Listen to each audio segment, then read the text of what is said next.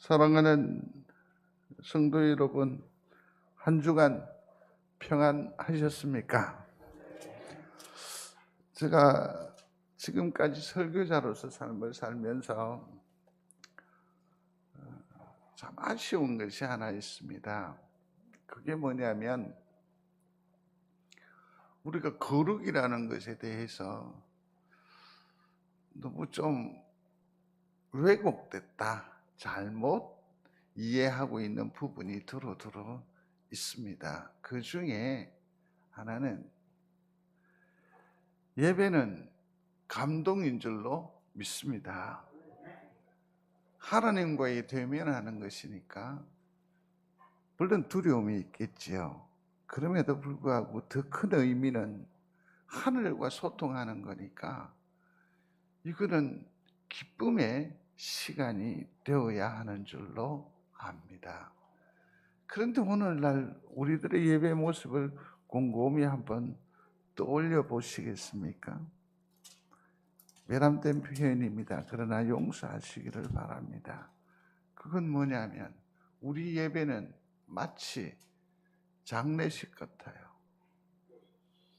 숨도 쉬지 않아요. 너무너무 경직되어 있어요. 하나님과의 만남이 기쁨이 있으면 아멘. 근데 그 표정이라고요? 하나님과의 만남이니까 감동이 있어야죠. 감격이 있어야죠. 그러므로 지금부터 예배할 때에는 우리 모두가 어떻게 해야 합니까? 좀 환하게. 만나기는 만나는데 입이 툭해 있으면 하나님이 기뻐하실 것 같지 않지 않을까? 그런 생각이 들어요. 예배는 축제가 되어야 합니다. 하나님을 기쁜 마음으로 만나는 또 아련하는 귀한 여러분들이 되시기를 중심으로 소원합니다. 지금 우리는 계속해서 화평에 대해서 얘기를 나누고 있습니다. 우리가 아까 말씀 묵상 시간에 살펴본 대로 다시 또 한 번 더 새겨보죠. 오직 성령의 열매는 사랑과 희락과 화평과 오래 참음과 자비와 양선과 충성과 온유와 절제니 이 같은 것을 금지할 법이 없느니라. 아멘. 예수를 닮아가는 것이고 예수의 형상이 우리 가운데에서 회복되는 것, 이게 바로 성령의 9가지 열매인데 9가지라고 표현을 이렇게 자잘하게 해두었습니다마는 결국은 한 가지라고 했습니다. 예수를 닮는 거죠. 우리가 예수의 제자, 온전한 제자가 되는 거죠. 하나님의 형상을 덧입는 게 되는 거죠. 그래서 오늘은 지난 시간까지 살펴보았던 그 화평, 그 두 번째 시간을 생각하겠습니다. 화평, 평화를 의미하는 거죠. 근데 구약으로는 화평을 뭐라고 한다고요? 샬롬이라고 하지요. 이것이 인간사 관계에 있어서 용어로 사용이 되어지면 뭡니까? 평안하십시오라는 얘기가 되는 거죠. 그래서 예전에 박해를 많이 받던 유대인들이 참으로 힘에 겨운 세월이지요. 웃을 일이 있었겠습니까? 날마다 두렵지요. 날마다 쫓기는 삶이잖아요. 그러면서도 서로가 서로를 만날 때에 샬롬 그러면 손을 들어서 오히려 그를 축복하면서 하나님의 긍휼을 구하는 거죠. 아까 예배는 뭐라고 했습니까? 축제여야 한다라고 그랬으니까 웃으면서 옆에 있는 분을 축복해 주시기 바랍니다. 축복합니다 해보십시오. 자, 저를 다시 하겠습니다. 좀 전에 앞에 얘기를 했잖아요. 어떻게 하라고? 손을 들어야 되고, 두 번째는 얼굴 표정을 환하게 해서 뭐라고요? 축복합니다를 좀 고상하게 하자니까요. 어떻게? 샬롬 하라고요. 자, 돌아보시고 목표를 정하십시오. 시작. 샬롬, 샬롬, 샬롬. 신약의 말로는 에이레네라고 합니다. 에이레네. 그래서 오늘은 그 화평의 두 번째 시간으로 생각을 해보겠습니다. 제목이 우리가 이 땅의 삶을 살면서 마음의 안정감을 누리면서 평화할 수 있겠습니까? 요즘 이 시절 살아가는데 시기와 분노와 또 이 억장이 무너지는 그런 세월을 우리가 살아가는데 과연 우리가 마음의 평강을 누리면서 산다는 것이 말이 될까요? 말이 될까요? 이 명제를 꼭 말씀 마침할 때까지 기억해 주시면 좋겠습니다. 내 인생의 주인을 인정하라. 한번 소리하십시오. 내 인생의 주인을 인정하라. 그럴 때에 심령에 평안이 오는 것으로 믿습니다. 주인을 인정하는 거예요. 주인을 인정하는 거죠. 자, 샬롬의 시작은 어디에서부터 올까? 요즘 굉장히 어렵지 않습니까? 힘듭니다. 웃을 일이 별로 없습니다. 만남 자체도 발길이 뚝 끊어졌습니다. 그런데 이렇게 지치고 힘들 때 인생 수업이라고 하는 책을 여러분들에게 추천해 드립니다. 한번 보시면 삶이 지치고 무료해질 때에 참 유익이 되는 말씀이 아닌가, 얘기거리가 참 많이 담겨 있고 사파가 많이 들어있기 때문에 읽기에도 그다지 부담스럽지 않은 그런 면이 있더라고요. 여기에서 보면 한 여인이 나오는데 이 여인이 자동차를 이렇게 운전해가 가는데 자꾸만 눈이 어디로 가냐면 백밀러라고 하잖아요. 운전석 옆에 여기 달려있는 거울 있지 않습니까? 운전하는 사람은 이것으로 뒤에서 오는 그 상황을 볼 수 있거든요. 그래서 뒤로 비추는 거울 백밀러라고 해요. 자꾸 눈이 그리로 가는 겁니다. 눈이 그리로 가는데 이게 웬일입니까? 뒤에서 달려오는 차가 속도가 장난이 아닌 겁니다. 그러면서 생각하는 거죠. 아, 저러다가 나를 치겠어? 계속해서 살피는데 그 속도가 줄어들지도 않습니다. 고속도상이니까 달리 피할 방법이 없습니다. 올곧이 가면서 점점 불안해지기 시작하는 겁니다. 아, 이러다가 나 죽는 거 아니야? 이러다가 큰 사고 나는 거 아니야? 그러는 사이에 그만. 나는 이렇게 죽고 싶지 않아. 그 짧은 순간에 엄청나게 많은 생각을 하게 되면서 손을 턱 놔버립니다. 아, 나는 이렇게 죽고 싶지 않은데 손을 턱 놔버렸습니다. 아니나 다를까 그는 금방 정신을 잃어버렸습니다. 추돌이 일어났고 앞쪽차도 거의 뭐 다 종이장처럼 다 일그러져 버렸습니다. 추돌한 차와 당신 차와 앞차에서 다 사망사고가 발생했습니다. 4명의 사망사고가 났는데 그 중에 유일한 생존자가 한 사람이 나타납니다. 그게 누구냐면 첫 번째 추돌에 백밀러를 보았던 그 여인이 유일하게 살아나게 됩니다. 정말 감사한 일이 아닐 수 없습니다. 이게 웬일인가 하고 궁금해서 주변 사람들에게 이제 두리번되면서 물었습니다. 그랬더니 그가 얘기를 하더래요. 의사 선생님이 여사님께서 핸들에서 손을 놓으셨습니다. 몸을 완전히 무기력하게 한 겁니다. 뭔가를 꼭 잡고 버틴다고 해서 그 강한 충돌을 이길 수 없습니다. 없습니다. 참 이것은 우리에게 참 큰 교훈을 주는 것 같습니다. 움켜진 손을 푸는 것, 내려놓는 것. 이게 샬롬의 시작이 됩니다. 성도 여러분, 뭔가를 붙잡고 또 혹은 붙잡으려 할 때에 우리는 긴장할 수밖에 없습니다. 그렇게 해서 결국 그것을 잡는 일에 성공하든지 혹은 그 실패의 자리에 이르든지 간에 나는 그때까지 온 정신이 황폐화되고 경직되어지고 그냥 극도의 피로도를 느끼게 됩니다. 다시 말씀드리면 행복이 있다? 없습니다. 없습니다.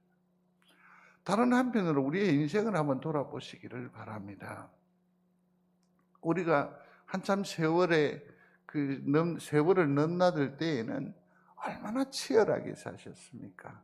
무엇을 쟁취해야 되고 뭔가를 지켜야 되고 우리는 사명감에 투철해서 참으로 죄짓지 않으면서 또 하나님 의지하면서 기도의 제목들도 다 그런 것이지 않았습니까? 얼마나 치밀하게 살아오셨습니까? 그러면 일련의 그런 일들의 성취가 있고 또 내 손에 쥐어지는 것이 있었다라고 한다면 우리는 분명히 행복했었어야만 했었습니다. 그런데 여쭤보고 싶습니다. 그때가 더 편안합니까? 지금이 더 편안하십니까? 지금은 어떤 의미로 봐서 아무것도 할 수 없습니다. 무기력합니다. 경제력도 없습니다. 어느 때가 행복합니까? 기회가 있었을 그때입니까? 죄송합니다. 지금이 훨씬 더 안정감이 있습니다. 지금이 훨씬 더 예뻐 보입니다. 왜 그런지 아세요? 내려놓았기 때문에 마음의 안정감을 갖는 겁니다. 전에 같으면 저놈의 자식 다리 몽댕이를 분질러 넣는 거죠. 그러나 지금은 어떻게 합니까? 오히려 기다리고 오히려 축복하고 훨씬 더 내면의 평화가 깊어진다는 것을 느껴보지 않습니까? 그렇습니다, 성도 여러분. 이 샬롬의 시작은 내려놓는 겁니다. 움켜진 손을 푸는 것에서부터 시작하시기를 바랍니다. 창세기 45장 5절에 보면 같이 읽어봅니다. 당신들이 나를 이곳에 팔았다고 해서 근심하지 마소서, 한탄하지 마소서. 하나님이 생명을 구원하시려고 나를 당신들보다 먼저 보내셨나이다. 아멘. 오늘날 현대인의 관점에서 보면 이거 정신없는 얘기가 아니에요. 응? 형제들한테 따돌림 왕따를 당하다가 물 없는 웅덩이에 던져짐을 당하고 아버지에게서는 잊혀진 존재로, 그리고서는 어떻게 됩니까? 이방의 노예로 팔리고요. 노예로 팔려가셨어도 하나님께서 또 함께 해주시니까 근거의 목숨을 부지하면서 최선의 삶을 사는데 그 음란한 음색이 강한 주인 여인으로부터 도전을 받아서 억울하게 감옥에 가게 되고, 그 감옥에서도 하나님께서 주신 달란트를 가지고 얼마나 잘 섬겼습니까? 그들에게 꿈을 해석해 주기도 하고. 그렇지만 한동안 이 가련한 소녀는 다 잊혀진 존재가 됐습니다. 잊혀진 존재가 됐습니다. 그러다가 하나님께서 은혜를 주셔서 감사하게 회복되게 하시고 애굽의 총리까지 이르렀습니다. 그러면 이 삶을 두고 한번 보십시오. 그래도 내 형제들이지 않았는가? 왜 나를 그렇게 미워했었을까? 내가 나를 말하는 것이 아니고 하나님을 말했을 뿐인데, 하나님께서 주신 꿈을 선포했을 뿐인데 왜 그렇게 날 미워했을까? 급기야 형제인데 나를 팔아버리기까지 했었어야만 했는가? 얼마나 원망스럽겠습니까? 얼마나 미웠겠습니까? 그런데 이 요셉의 고백을 다시 한 번 더 유심히 살펴보시기를 바랍니다. 나를 이곳에 팔았다고 해서 근심하지 마소서, 한탄하지 마소서. 하나님이 생명을 구원하시려고 나를 당신들보다 먼저 보내셨나이다. 와, 정말 내 인생의 주인이 누구입니까? 하나님이라는 것을 인정하는 이 담대한 고백을 보십시오. 그리고서는 이 요셉의 심사를 한번 살펴보실래요? 어떻던가요? 마음에 이미 평강이, 샬롬이 톡하니 자리하고 있지 않아요. 그가 다시 형제들을 조우 만날 때에 그가 어떻게 하던가요? 어떤 사람들은 오히려 그 사소한 복수라고도 말하기도 하거든요. 형제들 그 옷에 은잔을 넣었다가 다시 돌아오게 하고 볼모로 잡아두기도 하고, 그런데 이 소소한 복수라고도 얘기하기도 합니다만은 아닙니다. 그러한 것들을 통해서 자기 분노를 다스리고, 또 그런 것들을 통해서 자기의 존재를 그들에게 알리고, 또 이 일련의 과정 가운데에서 그 형제들이 자기 스스로의 마음의 양심의 가책이라든지 질림이라든지, 그래서 하나님 앞에 그 영혼들이 올곧이 회복되기를 바라는, 참으로 하나님이 경영하시는 마음으로 그러한 일들을 도모하지 않던가요? 그 형제들 베냐민을 보고서 그 감정을 억제하지 못하고 한쪽 편에 가서 엉엉 울지를 않던가요? 얼마나 마음이 여리고. 복수 아닙니다. 스마트 성경이라는 것이 때로 나왔다고 해서 기웃거려 봤는데, 여기에 이 말을 이렇게 표현했습니다. 그 일 뒤에는 하나님이 계셨습니다. 하나님께서 나를 그렇게 인도하셨다고. 그래서 그런 유익을, 오늘의 이 유익을 하나님께서 나를 통해서 이루어 가신 일이라고. 사랑하는 성도 여러분, 우리의 인생을 어떻게 해석하느냐에 따라서 달라집니다. 많이 가졌기 때문에 성공한 인생입니까? 아닙니다. 많은 기회와 많은 권력을 누린다고 해서 성공한 사람입니까? 저는 그렇지 않다고 생각합니다. 그 속에 은혜가 있는지 없는지를 살펴야 합니다. 거기에 하나님이 계신지 아닌지 그걸 보면 알 수 있습니다. 이 요셉의 심령에는 늘 하나님이 주인으로 좌정하여 계셨습니다. 이와 같은 사상을 뭐라고 하느냐면 임마누엘이라고 합니다. 요셉의 걸음, 그 족적을 수수히 한번 살펴보시면 그 걸음마다 성경은 꼭 이 마음을 한 땀 한 땀 그 뒤에 실어놨어요. 그게 뭐냐면 형통이라는 겁니다. 한번 소리하십시오. 형통. 요셉의 삶에 형통이 있었다, 이 말은 뭡니까? 하나님이 계셨다라는 거고, 요셉의 삶에는 은혜가 있었다라는 거고, 하나님의 계획하심이 있었다라는 거고, 하나님의 보호하심이 있었다라는 거지요. 요셉의 형통이 우리 성도들 가운데에도 흘러넘치기를 주의 이름으로 축원합니다. 어떻게 마음의 평강을 누릴 수 있느냐고요? 내 심령에 하나님을 주인으로 인정하는 고백이 먼저 필요합니다. 이런 고백이 꼭 있게 되기를 중심으로 소원합니다. 다시 한번 스스로 생각을 해보십시오. 내 인생의 주인은 누구입니까? 그러나 나는 얼마나 분주하게 삶을 살아가는지 몰라요. 내 인생은 나의 것이라고 생각하는 거죠. 얼마나 분주하게 사는지 몰라요. 그러나 이제는 생각을 좀 바꿔야 하지 않을까요? 무엇을 하고 바꿔야 합니까? 나는 주님의 것이라 고백할 수 있는 여러분들이 되시기를 바랍니다. 내 인생은 누구의 것이다? 주의 것이라는 겁니다. 이것을 선언하십시오. 우리의 걸음을 활기찰 수 있습니다. 다시 힘내어 나아갈 수 있음을 믿습니다. 다시 여쭙습니다. 나는 누구의 것입니까?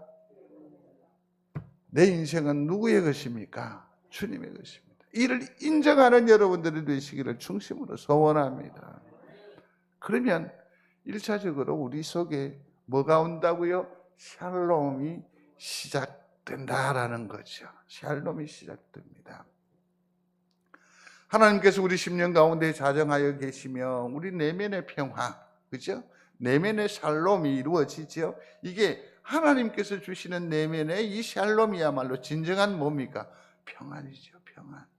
요즘 대강절 기도 새벽에 기도하는 그 자리에 이렇게 나와 있으면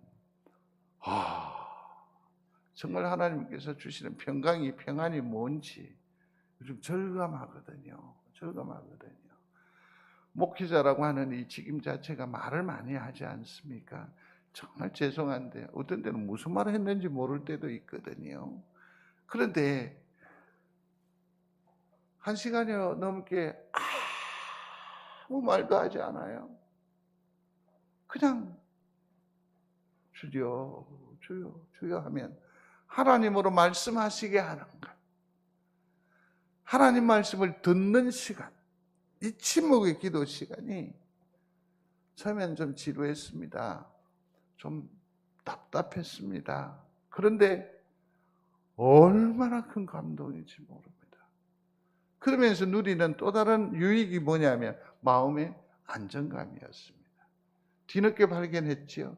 이게 바로 내면의 샬롬이구나. 내면의 샬롬. 주님이 주시는 거죠. 근데 이게 그냥 나만 좋으면 안 된다는 거죠. 나만 좋으면 안 돼요. 이게 나중에 비교를 한번 해, 비교 종교학에서 나오는 얘기와 잠시만 비교를 해보면, 우리의 이 샬롬은 반드시 외부 지향적이어야 돼요. 하나님께서 나를 샬롬으로 붙드시는 은혜가 있기를 소원하십니까? 그러면 내가 혼자 좋아해서 된다, 안 된다? 안 돼요. 누군가를 샬롬하게 해야 돼요. 샬롬하게. 그래서 우리는 평화의 도구예요. 그래서 하나님께서 주시는 이 내면의 샬롬에는 반드시 뭐가 동반 수반된다? 사명이 수반돼요. 같이 읽어보겠습니다. 그런즉 누구든지 그리스도 안에 있으면 새로운 피조물이라. 이전 것은 지나갔으니 보라 새 것이 되었도다. 모든 것이 하나님께로서 났으며 그가 그리스도로 말미암아 우리를 자기와 화목하게 하시고 또 우리에게 화목하게 하는 직분을 주셨으니 아멘. 주목해 보십시오. 거기 보니까 화목이라는 말이 나옵니다. 그죠? 그 다음에 또 밑에 보면 우리에게 화목이라고 나와 있어요. 그죠? 화목. 그러니까 뭡니까? 우리가 하나님께로부터 새로운 피조물이 되었습니다. 하나님께로부터 오는 그 마음의 안정감, 새로운 내면의 샬롬을 우리에게 허락해 주셨는데 왜냐? 그것 가지고 뭐 하라고요? 화목하라고요. 그냥 권고하는 정도가 아니라 화목하게 하는 뭐까지 주셨다? 직분까지 주셨어요. 그러니까 적극적으로 이 내면의 이 화목, 이 샬롬을 어떻게 해야 됩니까? 전파해야 된다. 그게 우리의 사명이라는 겁니다. 우리의 사명. 그것이 직분이라고 했는데 이 직분이라는 것은 자발적인 종이라는 의미를 가지고 있습니다. 그래서 이것을 따로 쓰일 때에는 섬김 또 혹은 섬김이라는 뜻으로 사용이 됩니다. 그러니까 이 말을 하나로 합성을 하면 자발적인 종이 되어서 세상을 뭐 해야 된다? 섬겨야 된다. 누구는? 직분자는. 송정제일교회의 모든 성도들은 거의 다 직분자이십니다. 직분을 가지고 있지 않은 분은 아니겠습니다. 그런데 여기서 충격적인 게 있습니다. 뭔지 아세요? 용어의 중심에서의 그 의미를 구체적으로 살펴보면 자발적인 종이 되어서 섬겨야 한다. 이렇게 하면 괜찮은데 어디를 섬기라고요? 세상을 이라고 했다고. 그러니까 우리 장로님, 우리 권사님, 우리 안수 집사님으로만 하나님께서 세우신 것이 아니라는 겁니다. 우리의 지향점은 어디에 있습니까? 담장 너머까지 있더라. 자, 담장 너머에까지 영향력 있는 삶을 살려면 제일 우선하는 것이 무엇이어야 합니까? 내가 먼저 은혜를 받아야 돼요. 내가 먼저 뭐 해야 된다? 행복해야 돼요. 행복해요. 그래서 그들을 어떻게 합니까? 은혜에 끼치는 거죠. 사랑하는 거죠. 행복하게 하는 거죠. 행복하게 하는 거죠. 이게 하나님께서 우리에게 주신 거예요. 성도 여러분, 하나님으로 말미암아 행복한 우리 모두가 되시기를 중심으로 소원합니다. 저는 여기서 소원에서 그치는 것이 아니라 한 걸음 더 나아가서 내가 예수 믿기 때문에, 내가 예수님을 구주로 모셨기 때문에, 내가 하나님으로부터 구원의 은혜를 입었으니까, 내가 송정제일교회의 일원이 되었으니까 나는 이렇게 감히 고백할 수 있어. 나는 뭐하다? 행복하다. 이 고백에 동의하십니까? 행복하십니까? 표정을 다시 하십시오. 행복하죠. 모르겠습니다. 제가 동상이몽 엉뚱한 꿈을 꾸고 있는지 모르겠는데 생각해서 전화를 하면 꼭 무슨 얘기거리가 있더라고요. 또 뭔가 싶어서 궁금했는데 또 소식을 전해 오면 그 생각하고 거의 맞더라고요. 그래서 이런 생각을 했었습니다. 참 오래 우리가 사귀긴 사귀었구나. 그러니까 마음에 뭐가 있다? 서로 통하는 데가 있구나. 그런 생각을 했었습니다. 그러면서 되돌려 생각합니다. 성도들 때문에 목사는 진짜 행복합니다. 행복합니다. 때문에 행복합니다. 아울러 여러분들은 하나님 때문에 행복한 여러분들이 되시기를 중심으로 소원합니다. 그래서 이렇게 선언 한번 해보십시오. 물론 앞에 다 생략한 말입니다. 주의 은혜로 말미암아, 구원으로 말미암아, 축복하심으로 말미암아, 내게 비전 주심을 인하여 다 생략하고 나는 행복합니다. 고백할 수 있는 여러분들이 되시기를 바랍니다. 비록 사망의 엄심한 골짜기를 걷듯 하지만 주님이 나와 함께 하시면 나는요 행복합니다. 가시밭길 같은 이 괴로움, 이 철천지 원수와의 부딪힘 자체가 내 심령이 너무너무 피곤하지만 그러나 하나님께서 이 모든 일들을 해결해 주실 줄로 믿고 나는 행복합니다.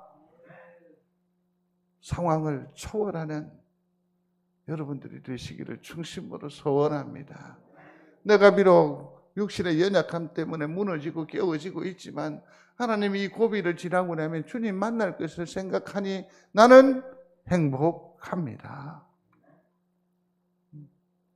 근데 여기에서 그쳐서는 안 되죠. 이게 한 번 더 넘어가야 돼요. 무슨 선전해 보니까 행복해져라, 행복해져라 이게 나오더라고. 이게 커피 소년이라고 하는 걔들이 부른 노래예요. 우리가 이웃에게 어떻게 해야 돼요? 행복을 전파하는 거예요. 행복의 바이러스를 줘서 행복해져라, 행복해져라. 그래서 실질적으로 여호와의 샬롬을 이웃에게 전달하는 자가 우리 하나님의 사람들이어야 한다라는 것을 발견할 수 있게 됩니다. 그렇습니다. 우리는 화평하게 하는 자로서의 직분을 부여받았습니다. 이 불교에서는 조화적, 평등적, 불성의 인간성이라고 했습니다. 그래서 자아 속에서 여러 가지 화도 나고 분도 나고 그러나 또 자아 안에 선함도 있거든요. 그래서 이것을 잘 조화를 해야 된다. 그 다음에 모든 인간들은 다 평등하다. 또 각자에게 있는 그 불심, 부처를 이렇게 잘 관리해야 된다. 이런 의미로 요 세 가지를 불교계에서 그 인간성으로 평가를 하고 있습니다. 그러나 여기서 한 가지 차별화되는 것이 있습니다. 그건 뭐냐면 불교계에서는 이 모든 것들이 뭡니까? 자기 안에 머물러요. 여기서 그쳐요. 그러나 기독교적인 인간과는 보면 사명을 가진 존재로 이렇게 성화돼요. 그래서 예수 그리스도의 구원이 나에게만 머무르게 할 수 없는 거예요. 이 은혜를 어떻게 해야 됩니까? 흘러 넘치게 해야 돼요. 넘어가게 해야 돼요. 이게 차이점이라고 할 수가 있겠죠. 읽겠습니다. 화평하게 하는 자는 복이 있나니 그들이 하나님의 아들이라 일컬음을 받을 것이며 아멘. 여기에 보니까 화평하게 하는 자라고 했고 하나님의 아들이라는 말이 나오잖아요. 그러면 이런 말이 거예요. 화평하게 하는 사람이 하나님의 아들이다. 하나님의 아들은 화평하게 하며 살아야 한다는 거죠. 성도 여러분, 하나님의 아들이 누구이십니까? 그럼 말을 또 바꿀게요. 제가 얼마나 착한 사람이라는 거 다 아시잖아요. 귀엽고 대답하게 하시잖아요. 제가 예수님은 누구의 아들입니까? 하나님의 아들이에요. 하나님의 아들이에요.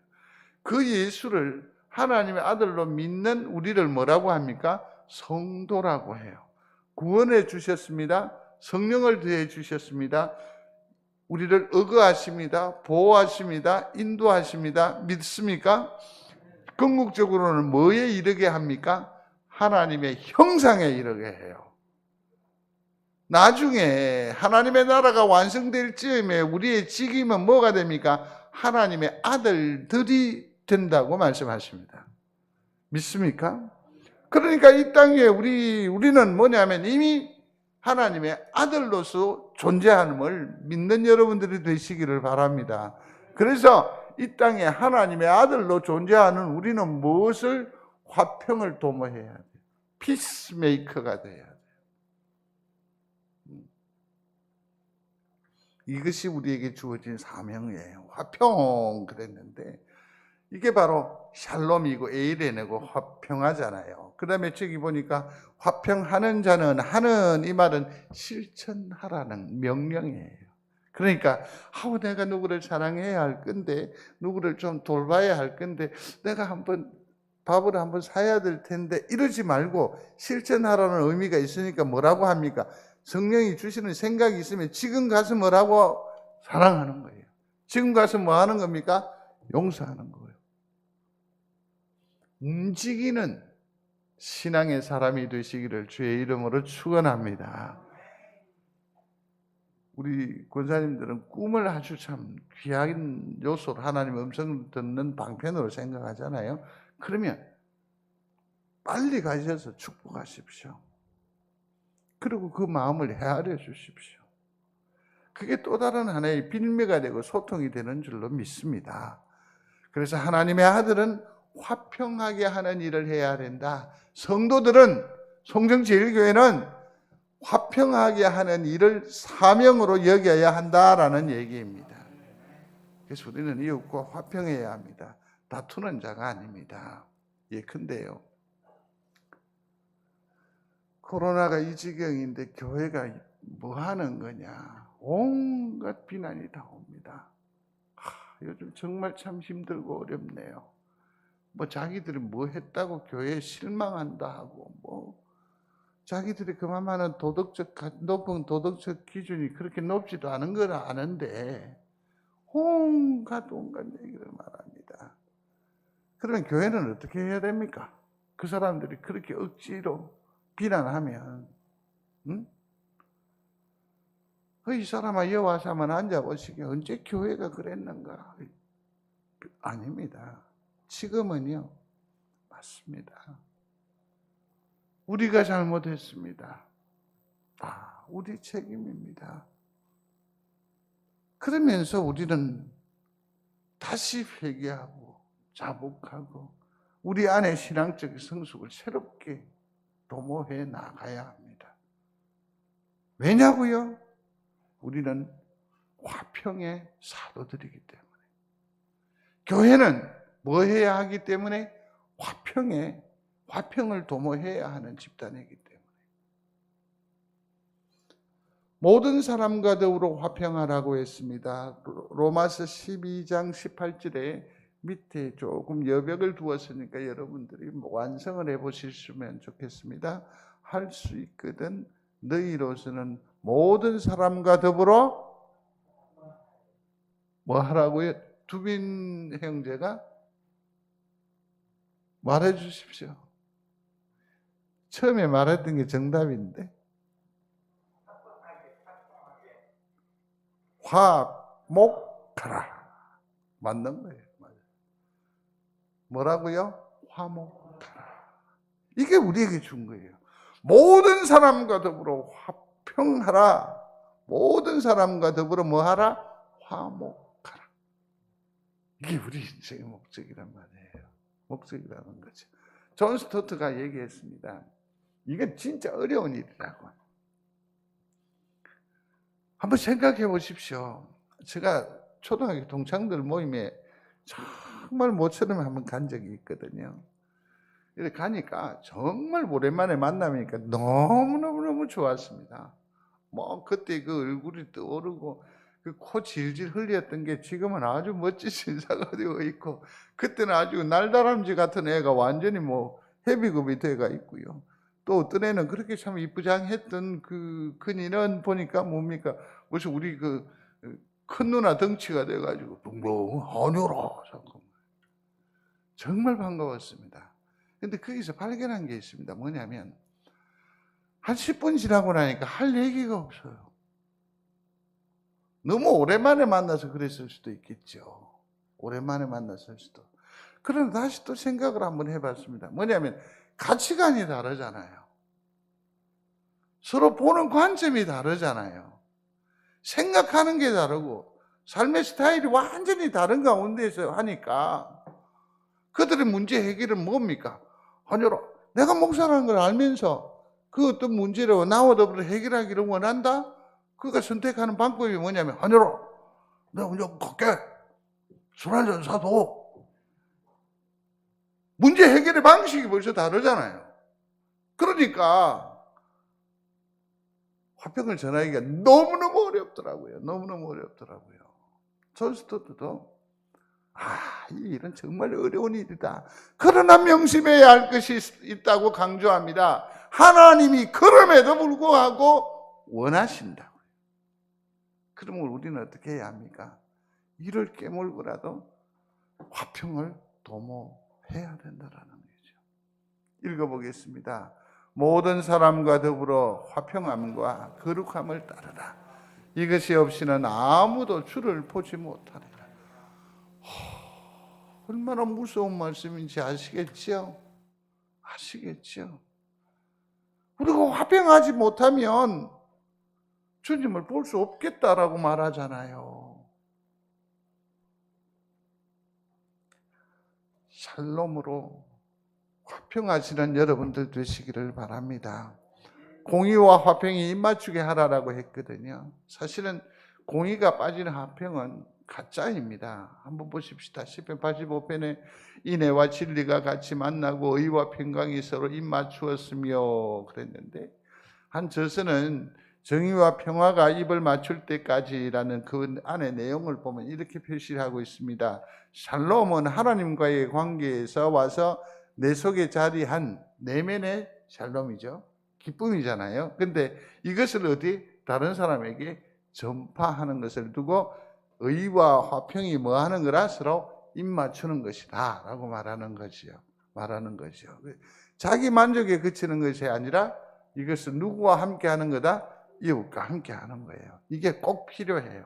근데 이런 어떤 자기 속의 내면의 평화를 공이 의롭지 않으면 안 돼요. 한번 예를 들어 보면 영화 밀양이라는 것을 오래전에 보셨을 거예요. 거기 보면 정말 어려운 세월 가운데 젊은 세대기 아이를 하나 키우는데 이 아이를 유괴해가지고 그 갈대밭에서 죽이게 돼요.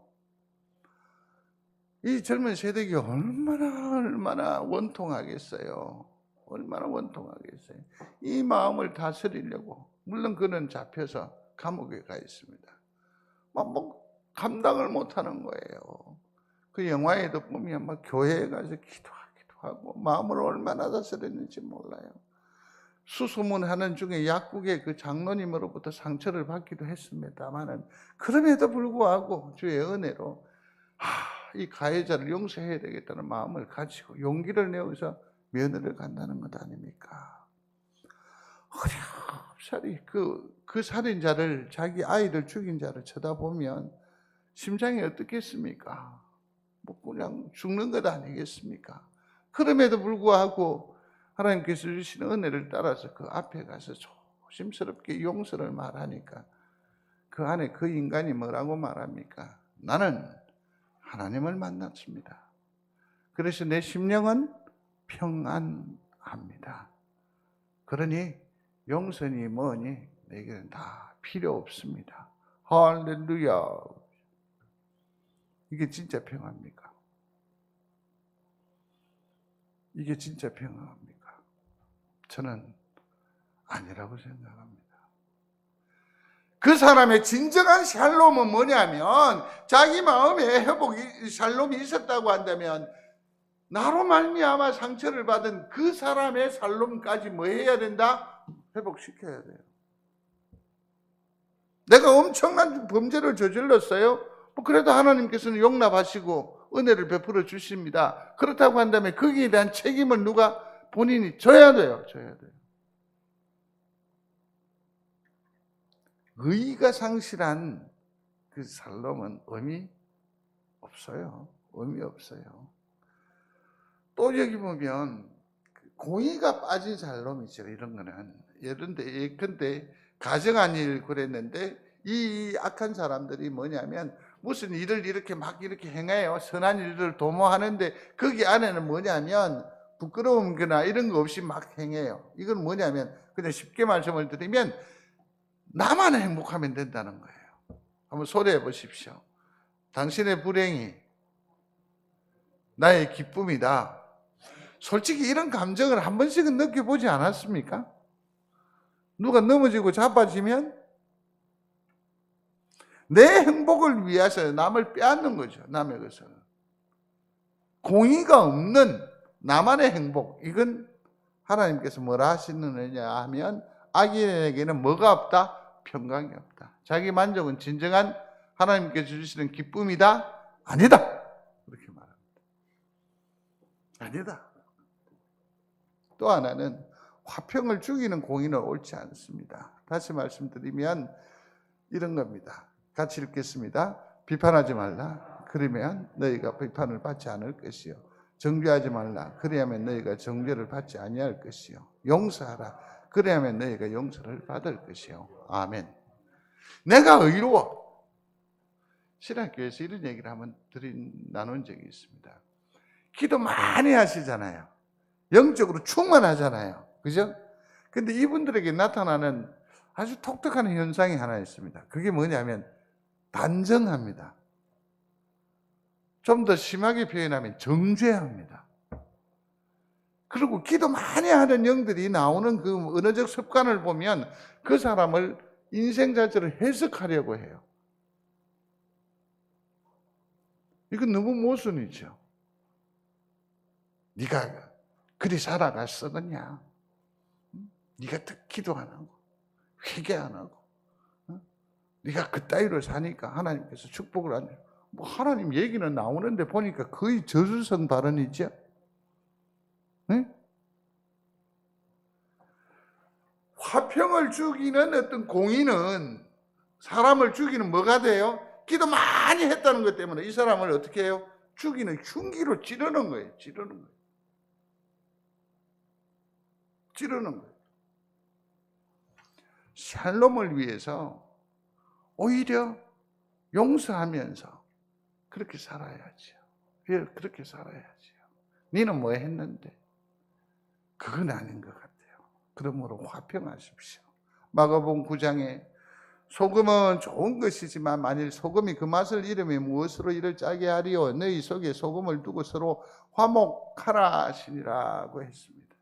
사랑하는 성도 여러분, 똑같은 말인데 얘기도 나왔는데 전쟁 연습이니 우리 어떤 의미 이걸 가지고 뭐 하라고요? 화목해야 됩니다. 그게 소금의 참맛입니다.